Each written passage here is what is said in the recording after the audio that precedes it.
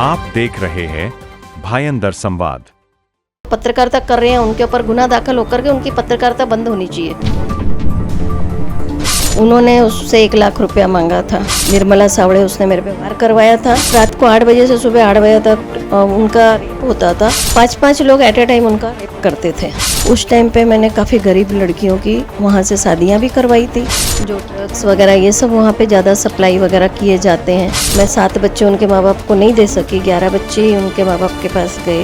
नगर सेवक सिर्फ उसी टाइम पे हाथ जोड़ता है जब इलेक्शन होता है। मैंने ये देखा है कि काफ़ी लोग जो राजकारण में हैं उनको सिर्फ पैसों से मतलब है, पब्लिक से कोई लेना देना नहीं है। यहाँ पे कानून में भी यही है, अगर कोई बेचारा कंप्लेंट करने गरीब जाता है तो उसको बोला जाता है तू पहले कितना पैसा देगा ये बता, फिर तेरी कंप्लेंट ली जाएगी। नशा मुक्त मैं अपना प्रभाग करना चाहती हूँ और ये बदलाव मैं ज़रूर ला करके रहूँगी अगर मैं नगर सेवक बन करके आ गई। लेकिन ना मैं धमकियों से डरती हूँ, ना चुनौतियों से डरती हूँ। जब एक बार कफन बांध लिया है तो वो काम पूरा करना है। नमस्कार, आप देख रहे हैं भायंदर संवाद। मैं हूं साक्षी सेमवाल और इस वक्त हमारे साथ स्टूडियो में मौजूद है अनीता दीक्षित जी। आपको बता दें, प्रभाग क्रमांक 1 से आने वाले चुनाव में जो नगर सेवक की उम्मीदवारी की तैयारी जो है वो मैम कर रही हैं। कई सालों से समाज सेवा अनीता दीक्षित जी कर रही हैं और अपने क्षेत्र की जो समस्याएँ हैं उनको बखूबी जानती हैं। तो सबसे पहले मैम, स्वागत है आपका हमारे चैनल में। नमस्ते मैम, सबसे पहले मेरा सवाल आपसे ये रहेगा कि समाज सेवा काफ़ी लंबे अरसे से आप कर रही हैं, इसकी शुरुआत कैसे हुई? क्योंकि हमारे जो दर्शक हैं जो पहली बार आपको देखेंगे, मैं चाहती हूँ थोड़ा सा आप अपने बारे में जो है उनको बताएं। ऐसा है कि समाज सेवा मैंने एक्चुअली 95 से शुरू की थी। 95 में मैं रिक्शा भी चला रही थी। तो उस टाइम पे मैंने देखा कि महिलाएं सुरक्षित नहीं हैं, क्यों उस टाइम पे मीरा भाईंदर इतना डेवलपमेंट भी नहीं था और यहाँ पे काफ़ी महिलाओं के लिए मतलब काफ़ी प्रॉब्लम्स थे। तो उस टाइम पे मैंने सोचा क्यों ना मैं इस क्षेत्र में उतर के पूरी तरह से मैं महिलाओं के लिए खड़ी रहूं और लोगों के मतलब जो बेचारे दुखी हैं, मजबूर हैं, उनके लिए हमेशा मदद का मेरा हाथ रहे। तब से मैंने समाज कार्य में प्रवेश कर लिया था। जी, जैसे आपने बताया कि काफ़ी लंबे अरसे से आप जो है समाज सेवा कर रही हैं, ऐसे में जो वार्ड नंबर 1 है उसमें आपको क्या लगता है कि सबसे ज़्यादा समस्याएं जो हैं किस चीज़ को लेकर है? देखिए, वार्ड नंबर 1 में ज़्यादा समस्याएं जैसे शौचालय है, वहाँ पे जैसे जो नशा वगैरह की चीज़ें, जो गड़दुले वगैरह ज़्यादा हैं, जो ड्रग्स वगैरह ये सब वहाँ पे ज़्यादा सप्लाई वगैरह किए जाते हैं। और वहाँ पे मतलब देह व्यापार वगैरह भी बहुत होता था, जो छोटी छोटी लड़कियों को उठा के ले जाया जाता था। तो 2023 में तो मैंने काफ़ी बड़ा रैकेट पकड़ा था गणेश देवल नगर से, और वो लेडीज़ आज भी जेल में 3 साल से। तो छोटी बच्चियाँ 10 साल से लेके 12 साल तक की लड़कियों को उठाया जाता था और एट ए टाइम उनको एक मतलब मीरा रोड में फ्लैट था कहीं पे, वहाँ पे उनको रखा जाता था बंदी बना के, और एट ए टाइम रात को 8 बजे से सुबह 8 बजे तक उनका रेप होता था। 5-5 लोग एट ए टाइम उनका रेप करते थे। तो ऐसी लड़कियों को मैंने वहाँ से निकाला है। और जो थे वो लोग जो इस तरह से घिनौनी हरकतें करते थे और लड़कियों को सप्लाई करते थे, वो आज भी जेल में सड़ रहे हैं। और ऐसे ही 2004 में मैंने जो लीलावती सिंधे थी, जो बच्चे उठाए जाते थे, तो उनको भी मैंने उनके माँ बाप को, एक ही दुख है कि 17 बच्चे उठाए थे तो मैं 7 बच्चे उनके माँ बाप को नहीं दे सकी, 11 बच्चे ही उनके माँ बाप के पास गए। तो उसमें वो लोग बच्चों को उठा करके मतलब उनको 7-6 बच्चों को तो मार डाला था, तो 11 बच्चे उनके माँ बाप को दिए गए थे। तो आज लीलावती सिंधे भी 2004 से अभी तक जेल में ही है। तो ऐसे मैंने मतलब काम यही किए हैं कि जहाँ पे मैं लोगों के जो बेचारे रोते हुए मेरे पास आते हैं, तो मेरे पास से वो न्याय के लिए आते हैं तो खुश होके जाएं। तो मैंने इसलिए सबको मदद के लिए खड़ी रहती हूँ। तो समाज सेवा से अब राजनीति में ये कैसे बदलाव आया? ऐसे है, देखिए, समाज सेवा तो हम कर ही रहे थे, पर राजनीतिक में देखा जाए तो मैंने ये देखा है कि काफ़ी लोग जो राजकारण में हैं उनको सिर्फ पैसों से मतलब है, पब्लिक से कोई लेना देना नहीं है। अगर हम नगर सेवक भी हैं तो हमारा फ़र्ज बनता है कि हमारा प्रभाग एकदम स्वच्छ साफ सुथरा रहे, वहाँ पे हमारी जनता को कोई तकलीफ़ ना हो। पर यहाँ पे ऐसा नहीं है। नगर सेवक सिर्फ उसी टाइम पे हाथ जोड़ता है जब इलेक्शन होता है। इलेक्शन के बाद नगर सेवक तो मतलब वो एक नगर सेवक बन के बैठ जाता है और जो पब्लिक है वो उसकी सेवक बन जाती हैं कि उन्होंने उसके लिए खड़े रहना है हमेशा। तो मेरा उद्देश्य इलेक्शन का, इसलिए भी मैं इलेक्शन में खड़ी हो रही हूँ कि जो नगर सेवक हैं उनके कार्य क्या हैं ये उन्हें पता होने चाहिए। तो मेरा एक जिद भी है और मैं पब्लिक को नगर सेवक बनने के बाद मैं उनको बहुत कुछ मतलब कर सकती हूँ उनके लिए। और नगर सेवक जो हैं, जो सिर्फ अपना घर भरने तक ही सीमित हैं, उनको दिखाना चाहती हूँ कि नगर सेवक क्या होता है और नगर सेवक के कार्य क्या होते हैं। इसलिए मैंने राजनीतिक में आई हूँ। और राजनीतिक में आने के बाद जो लोग सिर्फ अपना सोचते हैं, पब्लिक का नहीं सोचते हैं, उनको सिर्फ एक ही जरिया समझते हैं कि ये हमारे लिए कमाई का जरिया है, इनको हम जितना हो सके उतना इनको यूज़ करें, निचोड़ लें।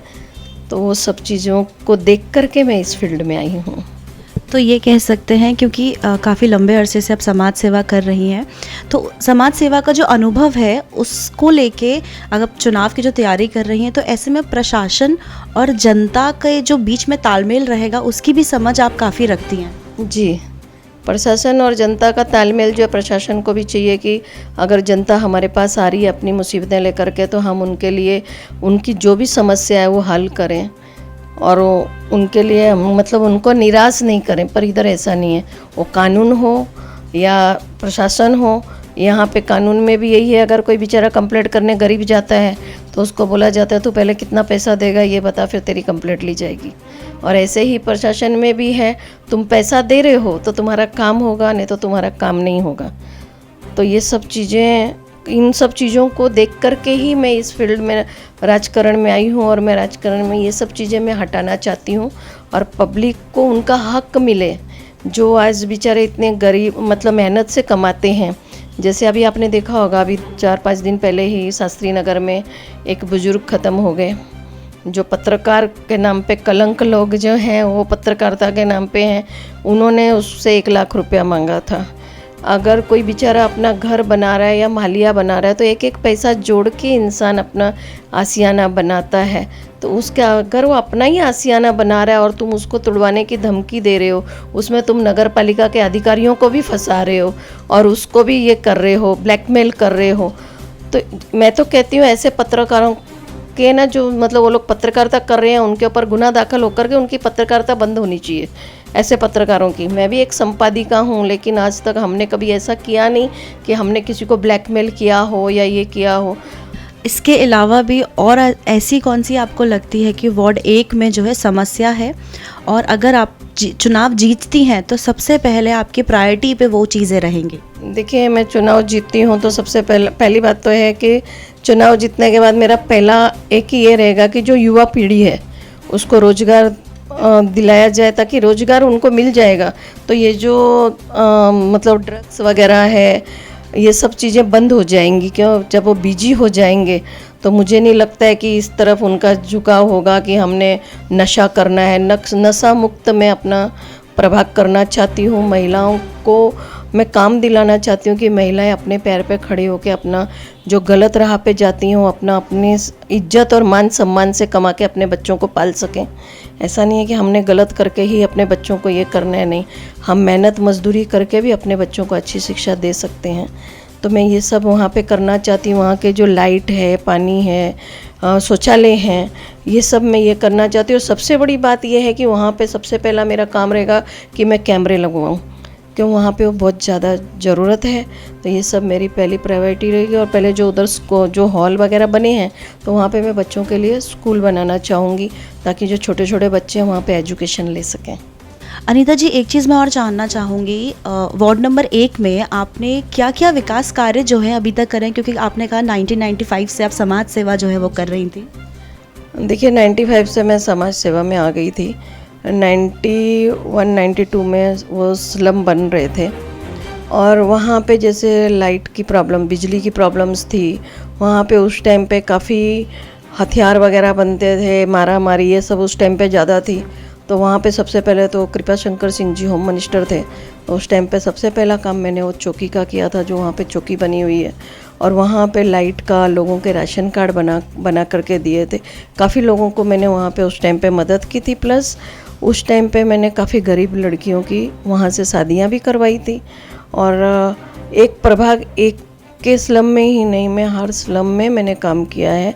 और मैंने 750 झोपड़े सुभाष चंद्र बोस मैदान में जो तोड़े गए थे घर, उनको मैंने 750 झोपड़े वहाँ पर फ्री ऑफ कास्ट मैंने बना के दिए थे, जो सॉल्ट की जगह है उस पर। और उस टाइम पे मेरे पे वार भी किया गया था, जो वहाँ की उस टाइम पे महापौर थी निर्मला सावड़े, उसने मेरे पे वार करवाया था।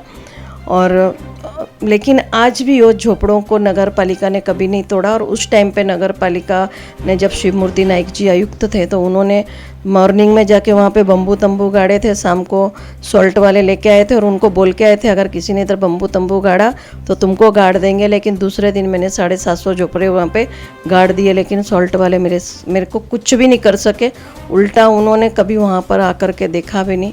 तो मैंने इस तरह के काम किए हैं और लोगों की हमेशा मैंने सुरक्षा का ही विचार किया है कि मैं उनको, महिलाओं को की सुरक्षा करूं और बच्चों को और इनको अच्छा एजुकेशन दूं। हॉस्पिटल में भी मेरा वही रहता है कि जितने ज़्यादा से ज़्यादा लोग आएँ उनको मैं मदद करूं। और पंडित भीमसेन जोशी हॉस्पिटल में तो सभी कुछ फ्री में है, तो उनका वहाँ पे सभी का इलाज करवाती रहती हूँ। पुणे से भी आते हैं, हर जगह से आते हैं, तो ये सब मैं उनका करती रहती हूँ। ये कह सकते हैं कि सोच, जो विचार हैं आपके, वो काफ़ी हद तक, मतलब हम ये बोल सकते हैं कि अगर ऐसा असल में होता है तो वार्ड जो है वो काफ़ी आइडल वार्ड जिसे बोल सकते हैं वो रहेगा। लेकिन आपको लगता है कुछ इसमें चुनौतियां आपको मिलेंगी?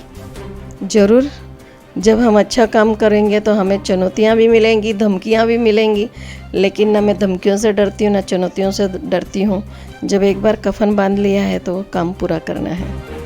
ये कह सकते हैं कि काफ़ी क्रांतिकारी जो विचारधारा है आपकी वो, लेकिन कहीं ना कहीं आज की डेट में ये काफ़ी ज़रूरी हो जाता है, क्योंकि ये अगला सवाल मेरा यही था कि आप खुद एक महिलाएं हैं और महिलाओं के समाज सेवा आपने करी, तो आपने बताया किस तरीके से महिलाओं पे जो उत्पीड़न होता रहा है उसके लिए भी आपने आवाज़ जो है काफ़ी उठाई है। अब मैं यही सवाल पूछना चाह रही हूँ आपसे कि जिस तरीके से हम हाल फिलहाल में हमने काफ़ी ऐसी खबरें भी सुनी हैं महिलाओं को लेके, तो उनको लेके आपका क्या रहेगा, किस तरीके से उनकी सुरक्षा को लेके, या फिर जैसे आपने कहा कि मैं उन्हें सशक्त बनाना चाहती हूँ? देखिए, महिलाओं को लेकर के जो महिलाओं की समस्या है, कुछ तो उनके परिवार या उनकी जो जहाँ पे भी मतलब उनकी शादियाँ वगैरह की जाती हैं, तो जो उनके हस्बैंड होते हैं, ये माँ बाप को भी सोचना चाहिए कि हम अपनी बेटी को कहाँ शादी करके भेज रहे हैं, वो वहाँ पे सुखी है कि दुखी है। कुछ वहाँ पे उनको अपने बच्चों के लिए, उनकी पेट की भूख के लिए उनको गलत कदम उठाना पड़ता है।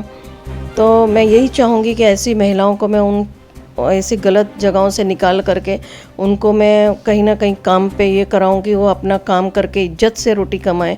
मैंने 17 लड़कियों को मैंने बाहर से भी निकाला है, जिनकी मैंने शादियां करवाई हैं। और आपको पता होगा, पहले भाईंदर स्टेशन पे लेडीज़ बैठी रहती थी, जो व्यवसायी विरार, नाला सुपारा यहाँ से आती थी, और वो बेचारी जो कमाती थी और जो मतलब वो अपने शरीर को ये करके जो कमा के लेके जाती थी, और जब घर पहुंचती थी तो उनके हस्बैंड उनको मार पीट के वो पैसा लेके चले जाते थे, ना वो बच्चों को खाना खिला सकती थी, इज्जत भी गई, पैसे भी गए। तो ऐसी महिलाओं के लिए मैंने काम किया भी है और आगे भी करूँगी, और उनको एक सही राह पे ले जाऊँगी, ताकि वो जो गलत राह पे गई हैं उनको वहाँ से निकालना चाहती हूँ, उस दलदल से। और उनको ये बताना चाहती हूँ कि हम इज्जत से भी कमा के अपने बच्चों का भरण पोषण कर सकते हैं, उनको हम अच्छा एजुकेशन दे सकते हैं। आखिरी में मैं आपसे पूछना चाहूँगी, क्या संदेश देना चाहेंगी प्रभाग क्रमांक 1 को और जितने भी दर्शक इस वक्त जो हमारी न्यूज़ देख रहे हैं उनको, कि आपको अगर वो चुनाव के लिए जीतते हैं तो क्यों आपको चुने? क्या संदेश उनको आप देना चाहेंगी? क्या बदलाव जो है आप कहेंगे मैं जीत के आऊँगी तो ये बदलाव ज़रूर जो है आने वाले 5 महीनों में देखने को मिलेगा? देखिए, मैंने आपको पहले ही बताया कि वहाँ की जो भी समस्याएँ हैं, पानी है, शौचालय है, वहाँ का जो उधर 2 नंबर के काम होते हैं वो सब मैं वहाँ पे ख़त्म करना चाहती हूँ। और ये बदलाव मैं ज़रूर ला करके रहूँगी। अगर मैं नगर सेवक बन कर के आ गई प्लस ऐसे भी मैं मेडिकल फील्ड से हूँ तो हॉस्पिटल में सबके लिए मैं खड़ी रहती हूँ। मीरा भाईंदर ही नहीं, मतलब कहीं से भी ऑल ऑफ महाराष्ट्र बोलो तो भी कम है, मैं हर किसी के लिए खड़ी रहती हूँ और उनको हर सुविधाएं हॉस्पिटल में मैं हमेशा करके देती हूँ। फ्री ऑफ चार्ज है सब कुछ हमारे हॉस्पिटल में। टेम्बा में ऐसे भी फ्री ऑफ चार्ज ही सब कुछ है, तो वहाँ पे भी उनको हेल्प करना, जैसे किसी का ऑपरेशन हो गया प्राइवेट में भी करना है तो वहाँ पे भी मैं उनका आधे से आधे रेट में करवा देती हूँ। और इसलिए उन लोगों को मेरे से प्यार भी बहुत है, जो हमारे वार्ड 1 नंबर वार्ड के लोग हैं या और भी जो मेरे को एक्चुअली ये मुझे एक गर्व है कि पूरे मीरा भाईंदर में जितने भी स्लम हैं, काशी मीरा से लेकर सभी की मैं लाडली दीदी हूँ और मुझे दीदी के नाम से ही सभी बोलते हैं। तो हर कोई चाहता है कि दीदी आए और दीदी आने के बाद हम काफ़ी सुरक्षित हैं, हमें कोई तकलीफ़ नहीं होगी। इसलिए मैं जीतने के बाद जितना हो सके तो मैं अपने प्रभाग में तो करूँगी अच्छा काम, लेकिन पूरे मीरा भाईंदर में भी करूँगी। ये मेरी एक ख्वाहिश भी है और जिद भी है। एक और मैं सवाल मेरे अभी आपसे बात करते हुए ध्यान में आया है, राजनीति और समाज सेवा एक ही सिक्के के दो पहलू हैं या दोनों अलग अलग हैं?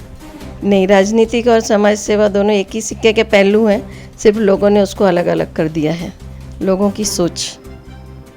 बहुत बहुत शुक्रिया आपका हमसे बात करने के लिए, धन्यवाद। तो ये थी अनीता दीक्षित जी, जो वार्ड नंबर 1 से आने वाले चुनाव की जो है तैयारी कर रही हैं। एक समाज सेविका के रूप में अपने क्षेत्र की समस्याओं से तो ये भली भांति परिचित थी, लेकिन जिस तरीके से उनके जो विचार हैं कि अपने वार्ड के साथ साथ पूरे मीरा भाईंदर को जो है, मैं ये कह सकते हैं कि साफ़ करना चाहती हूँ, सही करना चाहती हूँ, ताकि एक जो सपनों का शहर है मीरा भाईंदर वो दिखे। मीरा भाईंदर की तमाम ऐसी छोटी बड़ी खबरों के लिए देखते रहे भाईंदर संवाद। मीरा भाईंदर से जुड़ी खबरों को जानने के लिए आप हमारे चैनल को लाइक, शेयर और सब्सक्राइब करें। आप देख रहे हैं भाईंदर संवाद।